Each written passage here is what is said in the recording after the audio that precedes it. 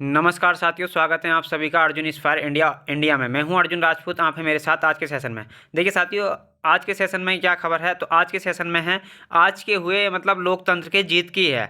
यहाँ पर आप आपने बहुत सारे लोगों ने काफ़ी दिनों से अरावली और कुलदीप सिंह के मुद्दे को सुना होगा, या उठते हुए देखा होगा, और उसके पीछे पीछे जो है मन में एक सवाल ये बना होगा, अल्टीमेटली यहाँ पर न्यायपालिका साथ किनका दे रही है। जब ये सवाल निकल कर आया तो बड़ा सवाल ये भी था कि अरावली के मामले पर जब सब आदमी यही चिल्ला रहे हैं कि कहीं ना कहीं क्या बोलते हैं, गलत है, या पर्यावरण के साथ ये बहुत बड़ा खिलवाड़ है, और ये सरकार इसके साथ ऐसा किस तरीके से जो है बिना सोचे समझे कुछ भी करी चली जा रही है, और न्यायपालिका कैसे किसी भी पाप बात को सही मान ले रही है। बिल्कुल वैसे ही कुलदीप सिंगर का मसला, जो कि पिछले काफ़ी दिनों से चर्चा में रहा, 2017 के अंदर हुए एक रेप केस जिसमें पूरे देश को झंझोड़ा। फाइनली उस रेप से जुड़े हुए मामले में हाल ही में कुछ या दिल्ली हाई कोर्ट ने जमानत दी, तो उसके बाद में देश में लोगों के अंदर जो है गुस्सा उठ पड़ा, या उबाल उठ पड़ा। तो वहाँ पर इसमें जो है लोगों को इस तरीके से बेबस कर दिया कि हमारे देश के अंदर जब एक बाहुबली किसी रेप पीड़िता के परिवार को पूरी तरीके से ख़त्म करने की ठान ले, रेप पीड़िता को अपने बयान दर्ज करने के लिए खुद को आग तक लगाने की नौबत आ जाए, अपने हालात से जूझते हुए उसे जब अपराधी के खुलेआम घूमने की खबर मिले, तो देश के अंदर कानून व्यवस्था और सरकार से विश्वास उठता दिखा।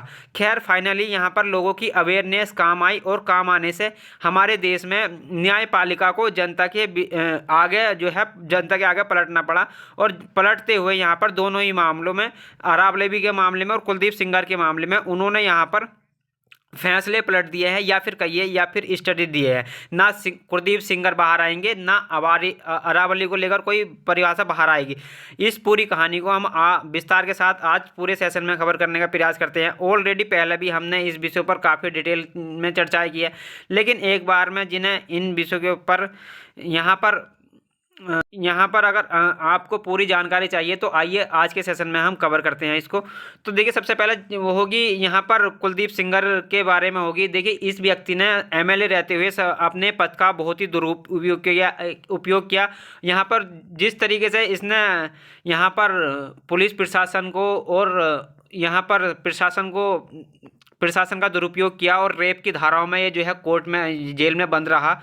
तो वहीं पर मर्डर के केस में चार्जेस के अंदर पुलिस ने इसे पूछताछ की, तो उसके द्वारा जिस तरह की हरकतें हुई, उसके बाद पूरे देश में रेप विक्टिम के द्वारा इस चीज़ के द्वारा सवाल उठाए गए, और देश के अंदर फिलहाल ये बड़ी सुर्खी निकल कर आई, और सिर्फ इस तरीके से अरावली के मामले में आई थी। बात जहां तक कुलदीप सिंगर की है, फिलहाल के लिए सुप्रीम कोर्ट के द्वारा जब इस मामले को याचिका के रूप में ले जाया गया, तो चीफ जस्टिस के द्वारा इस मामले को पलटा गया। कहा कि हाई कोर्ट के जिन जजों ने इनकी सज़ा को सस्पेंड किया था, वो बेहतरीन जज थे, लेकिन गलती किसी से भी हो सकती है। ये दर्शाता है कि हाई कोर्ट के जज के द्वारा लिया गया फैसला सुप्रीम कोर्ट के द्वारा ये क्या कर रहा पलटा गया, कि वो जजेस तो अच्छे थे, लेकिन उनके द्वारा भी गलतियां हो सकती हैं। इसका मतलब ये हुआ कि न्यायपालिका जिससे इतनी हम उम्मीद करते हैं, वो पूरी तरीके न्याय का पालना करेगी, वो लोगों को न्याय के साथ लोगों को लोकतंत्र में विश्वास रखवाएगी।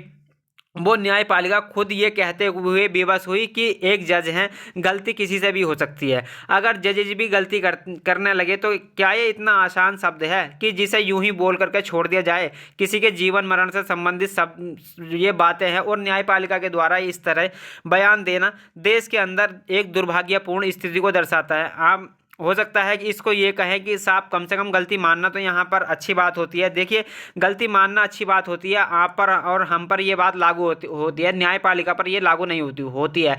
न्यायपालिका को सभी पक्ष सुनने होते हैं। न्याय की स्थापना के लिए उन्हें सभी की बातों को ध्यान से समझना होता है। उनके द्वारा जब न्याय दे दिया जाता है, तो वो अपने आप में एक नज़ीर बनता है। लोग उनको को आने वाले समय पर सब में देखते हैं। इसके लिए इतना कह देना मात्र से गलती हो जाती है। ये दर्शाता है कि हमारे देश के अंदर न्याय भी अब प्रभाव में आकर के जो है निर्णय ले रहा है। सबसे पहले देखिए, यहाँ पर कुलदीप सिंगर पे देखते हैं। कुलदीप सिंगर जो कि पूर्व विधायक है, 59 वर्षीय हैं। 2007 यहाँ पर 2007, 2012, 2017 में बीजेपी से यहाँ पर विधायक रह चुके हैं। ये बसपा से रह चुके हैं, सपा से रह चुके हैं।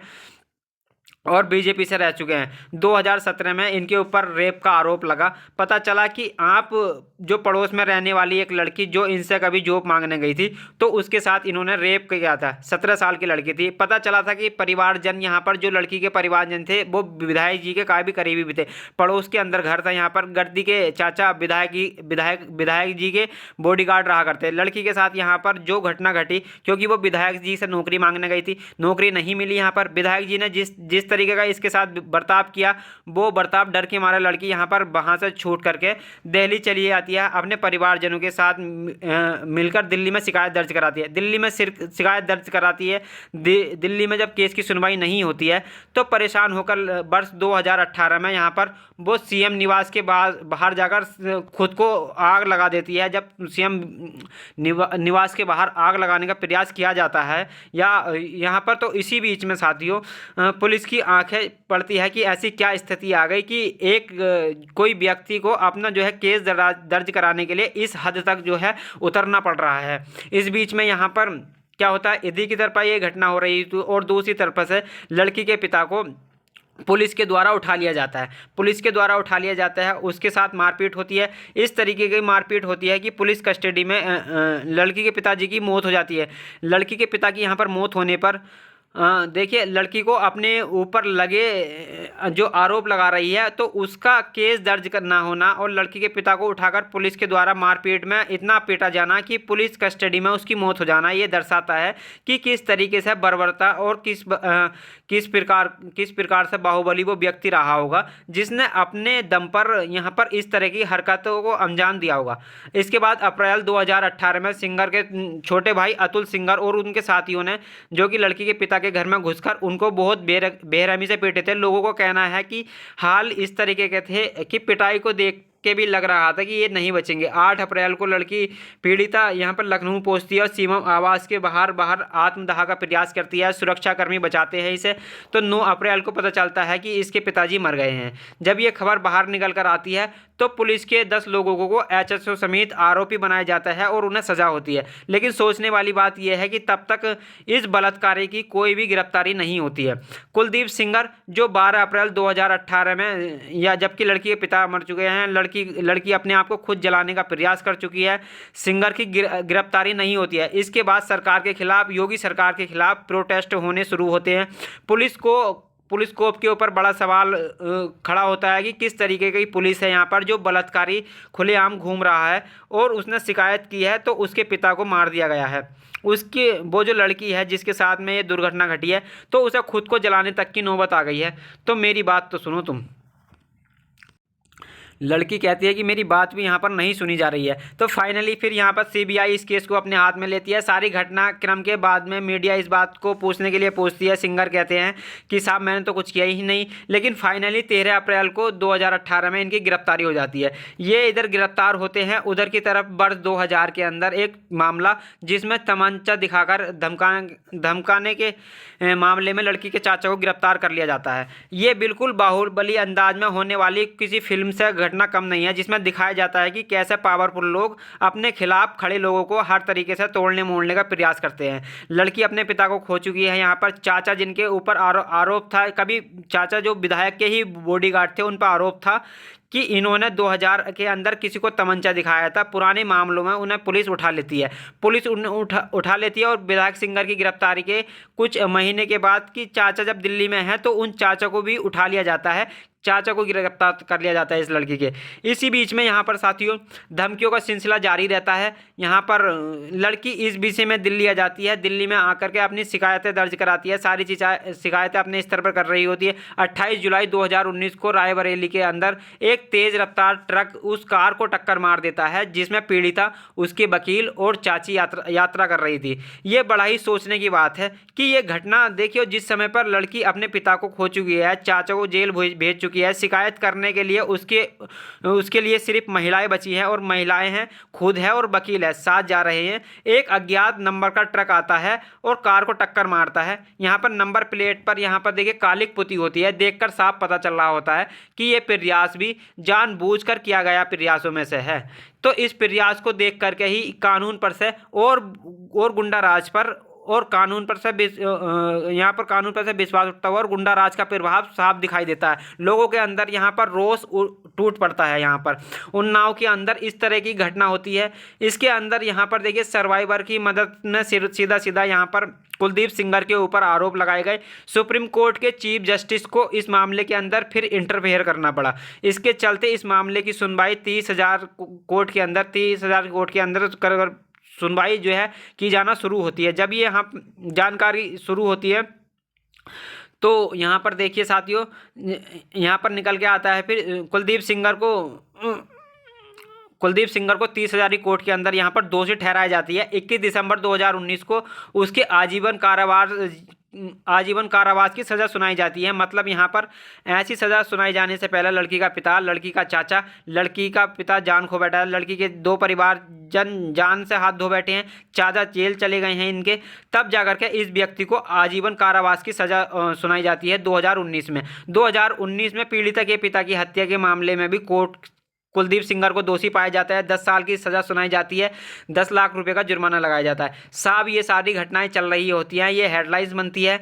यहाँ पर पुलिस के रिपोर्ट में ये निकल कर आती हैं कि हाँ यही व्यक्ति रेपिस्ट था, इसी ने ही मरवाया था, ताकि पार्टी से बाहर निकाल देती है। दिसंबर 23 को ये खबर वापस सरफेस होती है कि ये व्यक्ति जो इतने साल से जेल में था 2019 से, इसे जेल से रिहा किया जा रहा है। जैसे ही इस व्यक्ति के रिहा होने की खबर बाहर आती है, लड़की और लड़की से जुड़े हुए जितने भी लोग थे उनके अंदर एक भय बैठ जाता है, क्योंकि जब ये जेल से बाहर था तो इसने हालात किए थे वो सबके सामने थे।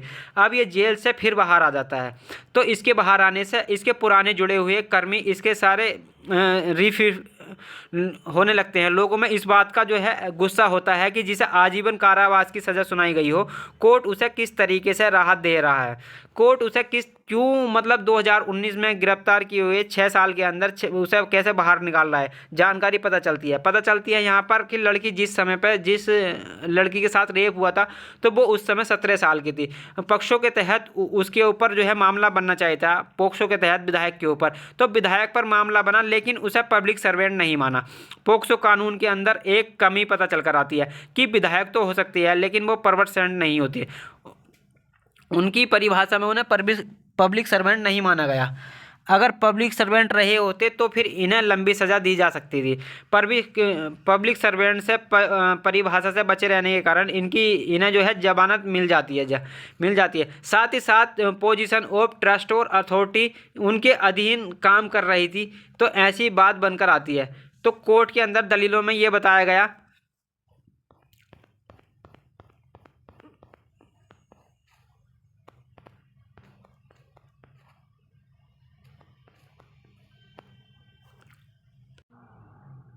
यहाँ पर यह बताया गया कि लड़की जिन मुद्दों को लेकर के जो डॉक्यूमेंट्स है उसमें कई जगह परिवर्तन देखा गया, कई जगह अलग अलग एज है, तो उसे इसलिए उस आधार पर जमानत दे दी जाएगी। तो कुल मिलाकर के यहाँ पर कुलदीप सेंगर को जमानत दी गई कुछ शर्तों पर कि आप 5 किलोमीटर पूर्व दिल्ली नहीं छोड़ेंगे और पीड़िता से 5 किलोमीटर दूर रहेंगे। दूसरा, हर सोमवार को कुलदीप को नज़दीकी पुलिस स्टेशन में रिपोर्ट करना होगा, पासपोर्ट जमा कराना होगा और कोई भी शर्त अगर तोड़ते हो तो वापस तिहाड़ जाना होगा। जैसे ही ये बात निकल कर आती है तो प्रतिक्रिया का दौर शुरू हो जाता है। लोग सड़कों पर उतर आते हैं। यहाँ पर प्रतिक्रिया शुरू होती है रेप पीड़ित के पक्ष में और कुलदीप सेंगर के विरोध में। सोशल मीडिया पर भयंकर जो है न्यूज़ प्रसारित होना शुरू हो जाती है। लोग प्रोटेस्ट में निकलते हैं, न्याय व्यवस्था पर सवाल खड़े किए जाते हैं। प्रोटेस्ट करने के लिए जब रेप पीड़ित प्रदर्शन करने आते हैं तो पुलिस उन्हें देखिए जबरन उठाकर ले जाती है। इन सब चीज़ों पर राजनीतिक प्रतिक्रियाएं शुरू होती हैं। अपोजिशन की तरफ से सवाल उठाए जाते हैं। अपोजिशन के सवालों में यहाँ पर एक चीज़ तो तय हो चुकी थी कि जो हालात थे वो हालात निश्चित ही यहाँ पर बाहुबली के पक्ष में हैं। न्याय भी प्रभावशालियों के साथ है। न्यायपालिका कहीं ना कहीं यहाँ पर प्रभावित हुई है। इस बातों को देख करके जब सुप्रीम कोर्ट ने स्वतः संज्ञान लेते हुए सीबीआई के कहने पर सीबीआई में याचिका दायर की, विधायक इस मामले की सुनवाई करनी पड़ेगी। सुप्रीम कोर्ट में जो है एहसास हुआ कि इस मामले के अंदर यहाँ पर कुछ ना कुछ तो ऐसा हुआ है जिसके चलते जनता में इतना रोष उतरा है, क्योंकि उस व्यक्ति के करतूत ही इतने ख़राब थे, उस व्यक्ति के कांड ही ऐसे थे कि जिन्हें देख करके उन्हें समाज में देख करके खुले रहना अपने आप में एक बड़ी चुनौती थी। बस यहीं से सुप्रीम कोर्ट कोर्ट में मामला पहुंचता है। जस्टिस फॉर उन्नाव व्यक्ति में खबर बनने लगती है, कुलदीप सेंगर की बेल रद्द करो, इस तरीके का माहौल बनने लगता है। कुछ लोग ऐसे भी निकल कर आते हैं कि कुलदीप सेंगर को सपोर्ट करने की स्थिति में होती हैं, उनके खिलाफ भी प्रोटेस्ट होना शुरू होता है। फाइनली सीबीआई सुप्रीम कोर्ट तक पहुंचती है और जो दिल्ली हाई कोर्ट में जो बेल ग्रांट थी उसके खिलाफ कि साहब आप कुलदीप सेंगर पर विचार कीजिए। सुप्रीम कोर्ट इस मामले के अंदर फाइनली कुलदीप सेंगर की जमान याचिका को जो है खारिज कर देती है कि नहीं, इस व्यक्ति को जमानत नहीं मिलनी चाहिए, कि इस व्यक्ति को बिल्कुल भी जमानत नहीं मिलनी चाहिए। उन्नाव रेप केस के मामले में जब सुप्रीम कोर्ट के मामले जब ये पहुंचती है तो सीजीआई बोलते हैं कि हाई कोर्ट के जिन जजों ने सस्पेंड किया वो बेहतरीन जजों में गिने जाते हैं, लेकिन गलती किसी से भी हो सकती है। चीफ जस्टिस सूर्यकांत ने कहा कि कोर्ट को लगता है कि मामले में अहम सवालों पर विस्तार से जो है जानकारी जरूरी है। आमतौर पर कोर्ट का सिद्धांत है कि किसी भी दोषी या विचाराधीन कैदी को रिहा कर दिया गया हो तो बिना उसे सुने ऐसे आदेशों पर रोक नहीं लगाई जाती, लेकिन इस मामले में परिस्थितियां अलग हैं क्योंकि आरोपी दूसरे मामलों में पहले दोषी ठहराया जा चुका है। ऐसे में दिल्ली हाई कोर्ट के 23 दिसंबर 2025 के आदेश पर रोक लगाई जाती है। इस तरह की बातें जो है यहाँ पर निकल कर आती हैं। कुल मिलाकर के यहाँ पर सुप्रीम कोर्ट के द्वारा इस मामले में उस व्यक्ति को जमानत से रद्द किया जाता है। विचारणीय तथ्य है कि सुप्रीम कोर्ट यहाँ पर जो बोल रही है वो हाई कोर्ट के जजिस के जो है गलती हो सकती है। ये बड़ा ही मतलब ऐसा पॉइंट है कि जिसका इसके बाद कुछ कहने लायक बच नहीं जाता है कि न्यायपालिका से ये अपेक्षा नहीं होती है। आप कहेंगे कि सब सुधार का मौका सबको मिलता है, हाई कोर्ट की गलती सुप्रीम कोर्ट इस तरीके से निकाल ले जाए, ये तो जो है अच्छा नहीं लगता है। खैर यहाँ पर सुप्रीम कोर्ट का अपना तर्क है और इसी बीच में यहाँ पर फाइनली पीड़िता को जब ये न्याय की खबर मिलती है तो उसके अंदर इस बात का रोना होता है कि कितनों को खोया और न्याय के लिए कितना संघर्ष करना पड़ा। पीड़िता की ज़िंदगी आसान नहीं है, बहुत ही मुश्किल ज़िंदगी है, लेकिन ठीक है अब ये सारी चीज़ें तो आने वाले समय में चर्चा का विषय रहेंगी। न्यायपालिका से बड़ा प्रश्न यही रहेगा कि आपको अल्टीमेटली जनता के दबाव में आकर के जनता के उन प्रयासों से कि आप न्याय नहीं करेंगे, जनता न्याय के अपेक्षा में है, लोकतंत्र यही है। तो यही सेम मामला अरावली के लिए भी है। अरावली रेंजेस जिसके बारे में आपको पता होगा, पिछले कुछ दिनों से यहाँ पर जो है मैंने आपको बताया भी था, सुप्रीम कोर्ट के सामने सरकार के द्वारा जो अरावली की नई परिभाषा दी गई है जिसमें कहा गया है कि 100 मीटर से ऊपर अरावली है, उसके खिलाफ पूरे देश के अंदर माहौल था।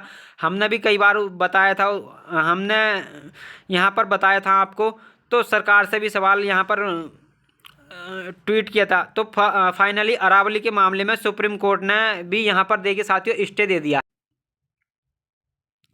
सुप्रीम कोर्ट का कहना है कि भाई जो भी अब तक हुआ है तो उस पर हम फिर से सुनवाई की तरफ आगे बढ़ रहे हैं। आपको याद होगा जब ये मामला शुरुआत में निकल कर आया था तो देखिए साथियों यहाँ पर क्या हुआ था। तो ऐसे में फ़िलहाल के लिए सुप्रीम कोर्ट ने अपने उन पुराने फैसलों को कि हाँ भाई जो 100 मीटर से ऊपर का जो मामला हमने नया माना है तो उस पर हम स्टे दे रहे हैं। जो प्रश्न ऐसे हैं जो अनआंसर्ड रह गए हैं तो उनके आंसर की हम तलाश कर रहे हैं। कुल मिलाकर के मैं केवल इतना ही कहूँगा कि दो ऐसे मामले जिन्हें पिछले दिनों में देखने को मिले जहाँ पर न्यायपालिका को अपने दिए फैसलों से पीछे हटना पड़ा, ये कहीं ना कहीं दर्शाता है कि न्यायपालिका न्याय करते समय सही मायने में न्याय का पालन नहीं कर पा रही है। अगर ऐसा हुआ भी तो उन्हें अपने फैसलों से हटना पड़ेगा, क्योंकि न्याय यहाँ पर होता नहीं है, दिखना भी होता है। अगर न्यायपालिका एक महिला के लिए जो रेप पीड़ित है उसके लिए सही मायने में कोई ढंग का कदम उठाई होती है तो देश में इस तरीके के प्रोटेस्ट ना होते। कोई भी उस महिला के साथ रिलेटिव होकर के नहीं लड़ रहा था, ना ही अरावली जो है किसी का रिश्तेदार था। सबको लग रहा था कि अरावली नहीं होगा तो हम लोगों का अस्तित्व कैसे होगा। सबको उस रेप विक्टिम के साथ लग रहा था कि जिसके लिए इतना बार व्यक्ति प्रताड़ित हो चुका हो उसको भी कोई राहत नहीं मिल पा रही हो, तो इस देश का व्यक्ति सुरक्षित कैसे रहेगा। न्यायपालिका से उम्मीद हर उस व्यक्ति को है जिसे लोकतंत्र में विश्वास है, जो झगड़े में जो व्यक्ति एक ही लाइन बोलता है कि मैं तो ये कोर्ट में देख लूँगा यहाँ पर, या जो विश्वास नहीं छूट चाहिए। न्यायपालिका को आवश्यकता है कि लोकतंत्र में एक लोकतंत्र जिंदा है। कहते हैं कि विधायिका और कार्यपालिका सही से काम करें, जिम्मेदारियां न्यायपालिका की है लेकिन न्यायपालिका सही से काम करे, ये जनता ने तय कर रखा है। आवश्यकता है कि न्यायपालिका लोगों का न्याय में विश्वास बनाए रखने के लिए अपने कार्य को सही से करे, क्योंकि आने वाले समय में यहाँ पर जब जब न्यायपालिका पर प्रश्न खड़े होंगे तो देश के अंदर लोकतंत्र मजबूत होने की जगह कमज़ोर होता चला जाएगा। खैर, फिलहाल के लिए इतना ही। बाकी आप लोग इस विषय पर क्या सोचते हैं, अपनी राय जो है ज़रूर कमेंट बॉक्स में रखिएगा। चैनल पर नए हो तो साथियों चैनल को सब्सक्राइब जरूर करिएगा। और देखिए, अगर आपको इसकी पीडीएफ चाहिए तो हमारे जो है टेलीग्राम जरूर ज्वाइन कर लीजिएगा। लिंक में इसके जो है डिस्क्रिप्शन में दिया हुआ रहता है, वहाँ से आप टेलीग्राम चैनल ज्वाइन कर सकते हैं। ये पीडीएफ और अन्य सब्जेक्ट की पीडीएफ भी आपको वहाँ पर मिलती रहती है। धन्यवाद साथियों। और चैनल पर नए हो तो चैनल को सब्सक्राइब जरूर कर लेना। जैसा हम कहते हैं कि अपना ख्याल रखें, बड़ों को सम्मान करें, छोटों को प्यार दें और अपना व्यक्तित्व इस प्रकार से विकसित करें कि महिलाएं आपके साथ सुरक्षित और सम्मानित महसूस करें। धन्यवाद साथियों।